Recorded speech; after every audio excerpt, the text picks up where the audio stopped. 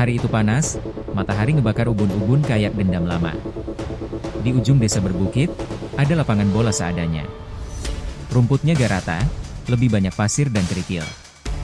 Gawangnya cuma 2 tiang bambu, dan garis lapangan dibuat dari tepung sisa warung sebelah.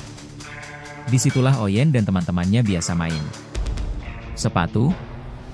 Gak ada. Bola? Kadang pakai bola plastik, kadang pakai buah kelapa. Tapi semangat? Gak pernah padam. Oyen, si kucing oranye dengan bulu kusut dan ekor bengkok, paling jago dribble. Tapi sayangnya, dia juga paling malas. Main bola cuma kalau lagi mood. Seringnya malah tidur di pinggir lapangan sambil ngemil ikan asin. Yen, ayo main dong, kita kurang 1 orang, teriak Mimi, si kucing betina putih abu-abu. Otaknya encer, semangatnya gak habis-habis. Dialah yang paling pengen tim mereka beneran jadi klub bola. Oyen nyengir lemas. Dikit lagi, Mimi. Nunggu mimpi gol dulu. Gol di mimpi gak bikin kita juara, Yen. Mimi lempar bola ke arah Oyen. Bola itu mantul pas kena muka Oyen, dan langsung mental balik. Kencang. Kena batang pohon pisang sampai daunnya rontok. Semua kucing kecil yang ada di lapangan langsung diam. Bahkan Mimi bengong. Kok bisa ya? Gumamnya. Itu pertama kalinya semua lihat Oyen nendang bola beneran. Dan tendangannya beda. Hari itu, pertandingan lanjut. Tim seadanya itu, Oyen, Mimi, Hitam, Belang, dan Ucil, lawan tim dari sekolah sebelah. Tim lawan datang naik sepeda, bawa bola asli, pakai kaos tim cetak digital.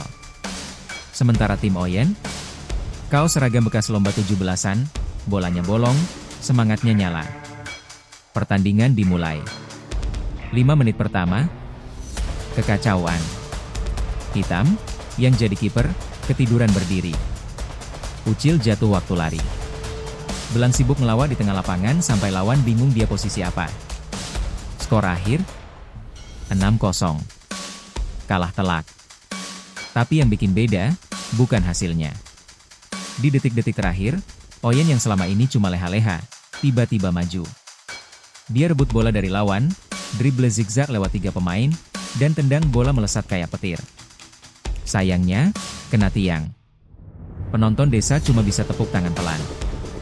Mimi mendekat ke Oyen, napasnya masih ngos-ngosan. Yen, tadi itu tendanganmu, beneran kayak legenda bola. Oyen cuma garuk kepala. Kebetulan doang. Mungkin angin kencang. Tapi sorot mata Mimi berubah. Ada sesuatu yang dia lihat di diri Oyen. Sesuatu yang lebih dari sekedar kebetulan. Dari kejauhan, seorang guru tua melihat mereka. Dia tersenyum, lalu bicara pelan, seperti menyimpan rahasia yang belum waktunya dibuka. Anak itu bukan anak sembarangan. Malam itu, langit desa cerah. Bintang-bintang bertaburan, seakan ikut nonton pertandingan yang tadi sore. Oyen duduk di atap rumah, kaki menggantung, sambil ngemil ikan asin sisa makan malam. Di tangannya, bola plastik bolong yang udah butek warnanya. Dia bolak-balik melihat bola itu, seolah ada sesuatu yang aneh. Di bawah, Mimi muncul sambil bawa buku catatan dan pulpen.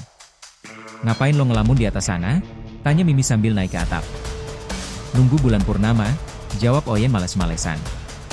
Katanya kalau malam bulan purnama, tendangan jadi lebih kuat. Mimi nyoret sesuatu di bukunya. Lo gak sadar ya, tendangan lo tadi sore itu bukan sembarang tendangan. Itu teknik. Oyen cuman cengengesan. Tapi jauh di dalam hatinya, dia mulai penasaran juga. Besok paginya, di sekolah, mereka dapat pengumuman mengejutkan. Sekolah mereka diundang buat ikut turnamen antar SD sekecamatan. Cuma boleh daftar 1 tim, dan harus resmi.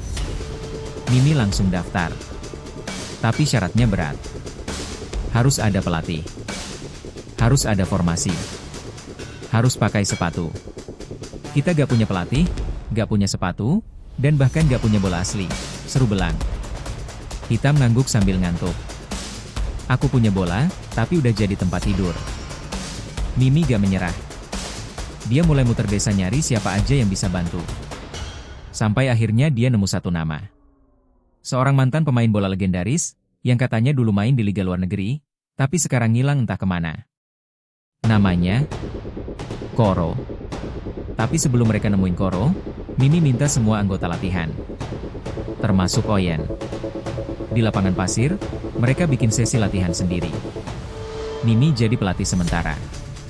Dia bawa ban bekas, tali rafia, dan 2 ember air. Latihan dasar dulu, seru Mimi. Oyen nendang bola, tapi arahnya meleset jauh. Tapi pas dia nendang pakai kaki kiri, bola itu melesat lurus dan keras, sampai nembus karung goni. Lo sadar gak sih, kata Belang, kaki kiri si Oyen itu aneh banget. Kencengnya gak masuk akal. Mimi langsung nyamperin Oyen.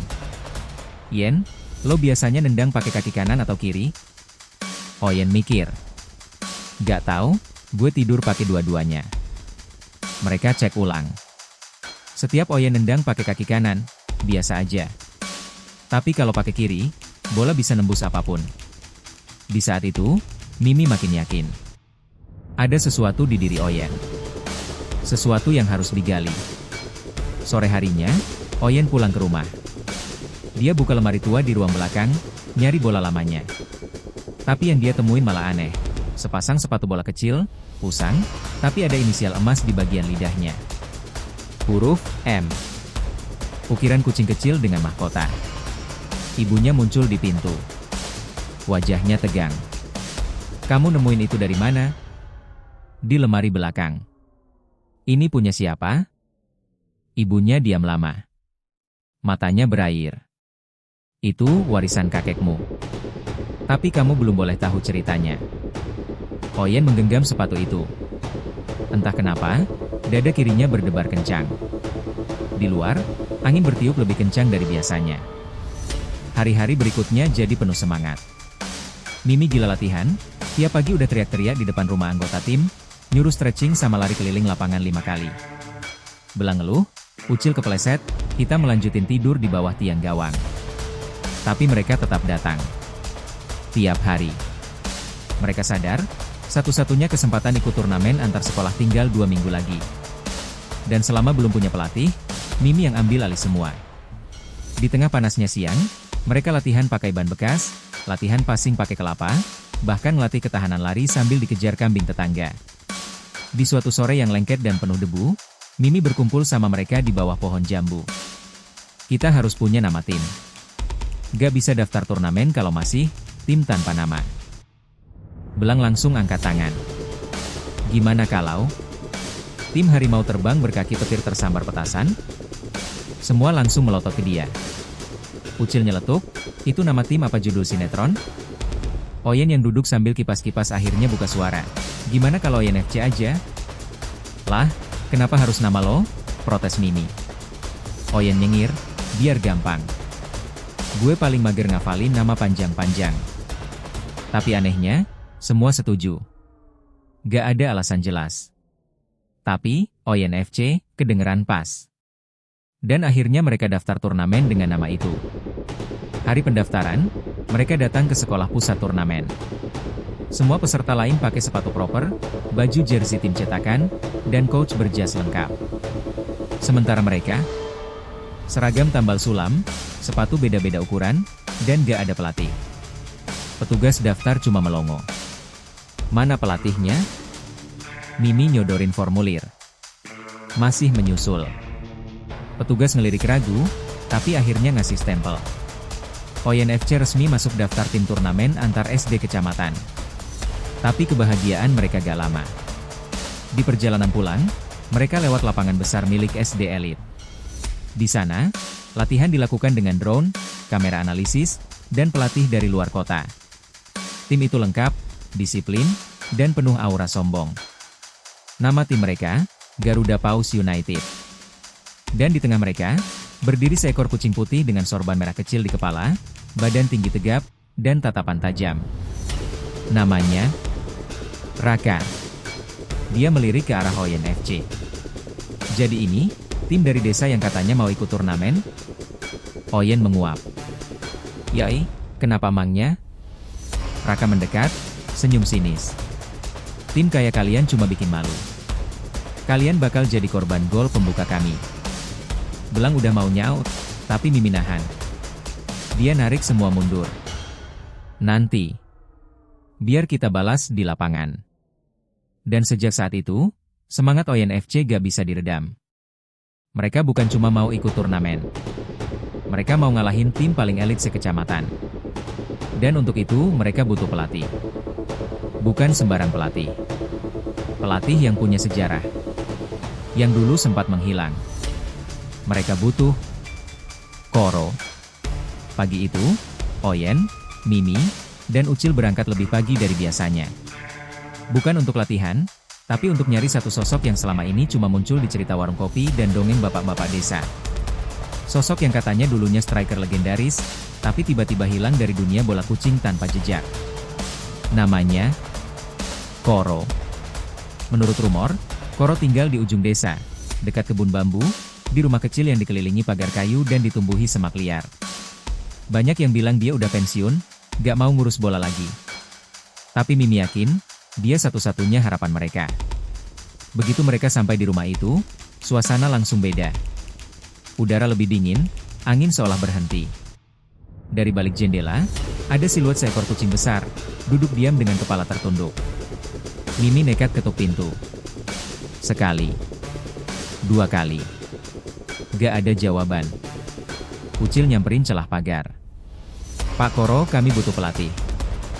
Masih hening. Tiba-tiba, suara berat dari dalam. Pulang. Aku udah selesai dengan sepak bola. Mereka saling pandang. Mimi gak nyerah. Kami gak minta diajarin menang. Kami cuma mau bertahan. Gak dipermalukan. Diam lagi.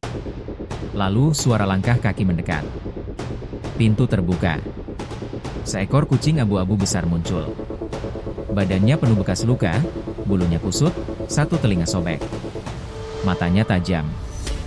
Nafasnya dalam. Bola bukan soal bertahan. Bola itu perang. Dan perang gak bisa dimenangkan sama kucing-kucing setengah hati. Oyen berdiri paling depan. Dia maju, lalu nunduk sedikit. Kami mungkin setengah hati sekarang, tapi kasih kami satu alasan buat jadi utuh. Koro ngelirik ke arah Oyen. Lalu ke Mimi. Lalu ke Ucil. Akhirnya dia angkat ekor, dan berbalik. Besok pagi. Lapangan pasir. Jangan telat. Mereka pulang dengan hati campur aduk. Antara senang, takut, dan penasaran.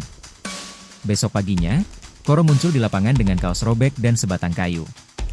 Dia langsung suruh semua baris. Latihan pertama. Lari keliling lapangan 30 kali. Wah, 30? Belum sempat selesai ngomong, kayu Koro udah nempel di tanah tepat di depan kakinya. Lari. Latihan berubah jadi neraka. Mereka disuruh lari sambil bawa batu bata. Nendang bola ke ban kecil gantung. Latihan refleks dengan kelapa jatuh. Bahkan disuruh nendang bola sambil digigit ekor sama Ucil. Tapi pelan-pelan, teknik mereka mulai kelihatan. Passing jadi lebih rapi. Kontrol bola makin presisi. Tendangan Oyen makin stabil. Dan, yang paling penting, mereka mulai jadi tim beneran. Di akhir latihan, Koro ngumpulin mereka semua. Kalian bukan kucing kampung biasa. Kalian punya satu hal yang gak dimiliki tim elit. Apa itu? Tanya Mimi. Keinginan buat gak nyerah. Dan kadang, itu aja udah cukup buat bikin keajaiban. Sementara itu, di sekolah elit Garuda Paus United, Raka lagi latihan sendiri di lapangan malam. Tangannya penuh perban, tapi matanya tajam mengarah ke langit. Dia tahu, Oyen FC bukan lawan biasa. Dan perang sesungguhnya akan segera dimulai. Hari yang ditunggu akhirnya datang. Lapangan utama turnamen berubah jadi lautan kucing. Ada spanduk, suara trompet, dan aroma ikan bakar yang bikin perut berontak. Semua sekolah ngirim tim terbaik. Ada yang punya pelatih dari luar kota, ada yang datang bawa drone analisis strategi. Sementara Oyen FC datang naik gerobak. Bawa bekal nasi teri, semangat, dan pelatih misterius bersenjatakan kayu. Seragam mereka, baju putih polos dengan nama ditulis Spidol. Tapi di mata mereka, ini bukan tentang penampilan. Ini tentang pembuktian. Pertandingan pertama, Oyen FC versus Garuda Paus United. Semua penonton penasaran. Yang satu tim dari desa, gak punya reputasi. Yang satu lagi, tim elit yang udah juara 2 tahun berturut-turut. Mereka masuk ke lapangan. Raka memimpin timnya dengan kepala tegak, sorban merah di kepala berkibar ditiup angin. Di sisi lain, Oyen jalan sambil ngulet, seolah baru bangun tidur. Wasit, seekor kucing belang tua dengan peluit bambu, meniup tanda mulai. Babak pertama dimulai. Dan bener aja, Garuda Paus langsung ngebantai. Passing mereka mulus kayak air, formasi rapi, dan tendangan keras. Menit keempat, gol pertama tercipta. Wai, mereka gak main-main nih, seru Belang sambil ngelap keringat. Mimi coba atur pertahanan. Tapi gelombang serangan Garuda Paus susah dibendung. Hitam jatuh 2 kali, Ucil sempat terpental karena nabrak lawan yang badannya 2 kali lipat. Skor 2-0 di babak pertama. Di sela waktu istirahat, Oyen FC duduk ngos-ngosan. Napas mereka berat. Mata mulai redup. Mental mulai goyang. Koro jalan ke tengah mereka. Diam sebentar. Lalu buang kayunya ke tanah. Dengerin. Kalian bukan dilatih buat menang. Tapi buat gak takut. Dia menunjuk ke dada mereka satu-satu. Selama kalian masih bisa berdiri, kalian belum kalah. Lawan boleh lebih jago. Tapi semangat gak bisa dibeli. Oyen berdiri. Pelan-pelan, dia ngelirik ke arah Raka. Lalu ngelihat kakinya sendiri. Kaki kiri. Dia ambil posisi. Mimi, formasi serang. Sekarang giliran kita. Babak kedua dimulai. Dan suasana berubah. Oyen mulai ngedrible. Kakinya lincah, bola lengket di tapaknya. 2 pemain Garuda Paus coba ngejar, tapi tertinggal. Dia oper ke Mimi, yang langsung sodor balik bola ke Oyen. Belang dan Ucil buka ruang. Serangan pertama Oyen FC pun terjadi. Dan di menit ke-7 babak kedua. Tendangan kaki kiri Oyen melesat. Kencang. Presisi. Bola itu terbang, ngebelah udara, ngelewatin kepala Raka dan gol. Penonton meledak. Bahkan kucing penjual cilok ngejatuhin tusukannya. Skor jadi 2-1. Garuda Paus kaget. Raka nyengir tipis. Menarik akhirnya tantangan muncul. Mereka nyusun ulang formasi, tapi Oyen FC udah panas. Serangan demi serangan diluncurin. Tendangan Mimi hampir nyangkut. Belang sempat bikin Bakhel passing keren. Ucil jatuh lagi, tapi kali ini nabrak lawan, dan justru jadi penyelamat. Menit terakhir, Oyen dapat bola di luar kotak penalti. Dia berhenti sejenak, ngelirik ke Koro. Sang pelatih angkat 1 jari. Kaki kiri. Oyen ambil ancang-ancang. Tendangan keras dilepas. Bola melesat. Tapi Raka lompat. Dengan 1 lompatan tinggi, dia tepis bola itu pakai cakar kanannya. Refleks yang luar biasa. Peluit panjang berbunyi. Skor akhir tetap 2-1. Garuda Paus menang. Tapi lapangan hening. Bukan karena Garuda Paus juara. Tapi karena tim dari desa kecil, hampir bikin keajaiban. Dan semua mata kini memandang Oyen FC. Bukan sebagai tim lucu dari kampung. Tapi sebagai ancaman nyata. Dan pertandingan baru saja dimulai. Malam harinya, Oyen duduk sendiri di atap rumahnya. Bulan separuh menggantung, angin desa berhembus pelan. Dia masih kepikiran tendangan terakhirnya yang ditangkis Raka. Sedikit lagi, bola itu bisa masuk. Tapi yang bikin Oyen gak bisa tidur, bukan soal kalahnya. Tapi tentang sepatu tua yang dia temuin minggu lalu.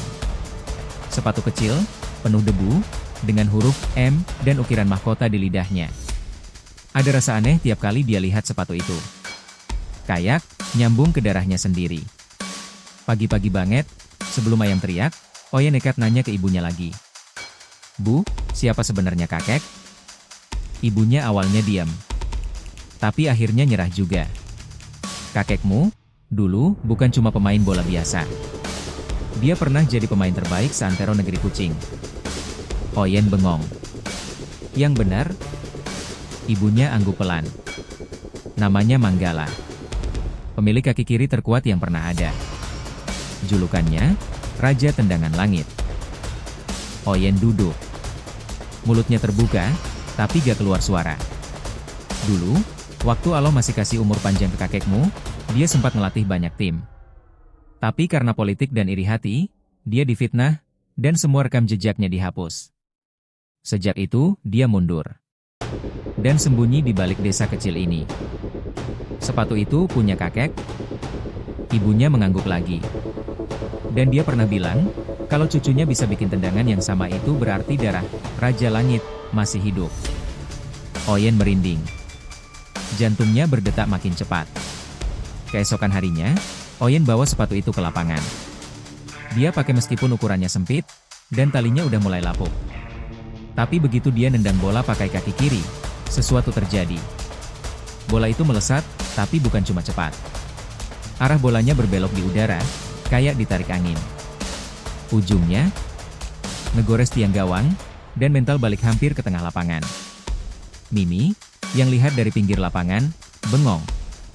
Gila, itu bukan tendangan biasa. Koro, yang diam di bawah pohon, senyum tipis. Itu tendangan darah. Hari itu, semua anak Oyen FC mulai nyadar. Oyen bukan cuma pemain berbakat. Dia pewaris sesuatu yang lebih besar. Warisan yang bisa jadi senjata utama mereka untuk turnamen berikutnya. Tapi kabar tentang tendangan itu mulai menyebar. Dan gak semua yang dengar bersikap netral. Di sisi lain desa, seorang kucing besar dengan bekas luka panjang di punggung, mendengarkan cerita itu dari anak buahnya. Jadi, anak itu keturunan Manggala? Betul, bos. Anak bernama Oyen. Kucing itu berdiri. Matanya merah. Suaranya dingin. Kalau dia warisan Manggala, maka dia harus dihentikan. Bayangan gelap mulai bergerak.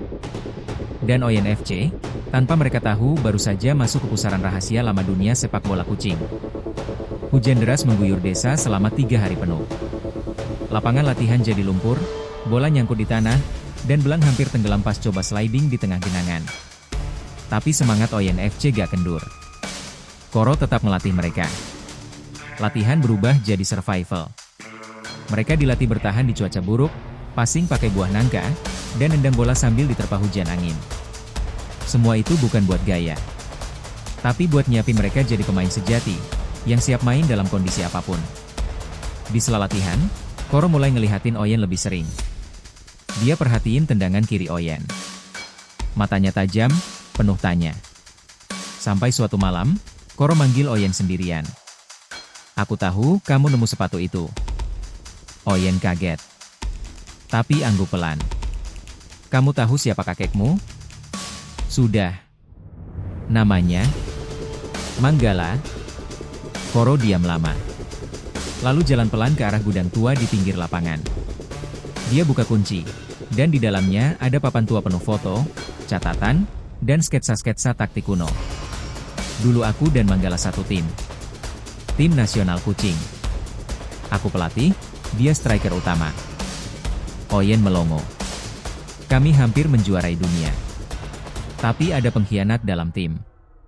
Seseorang yang menjual strategi kita ke lawan.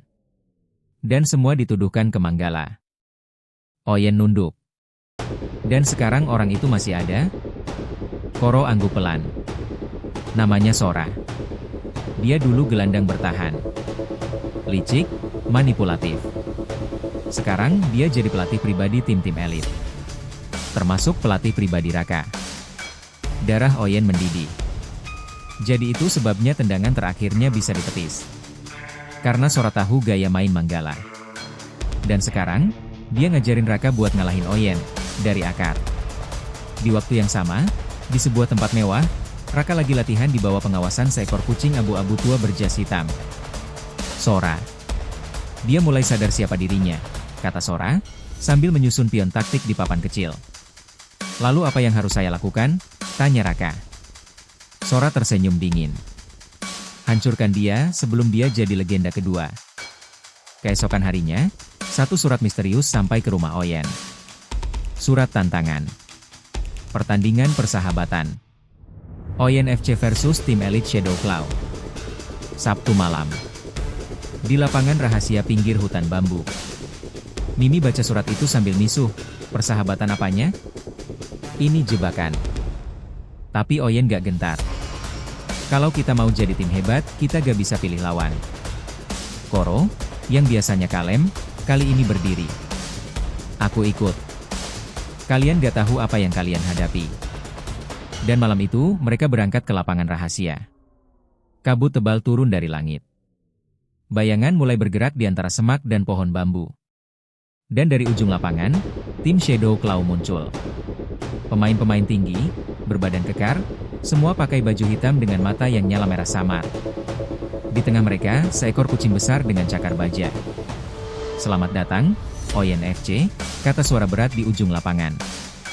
Namaku Nero. Dan malam ini, kami gak datang buat bermain. Bersambung.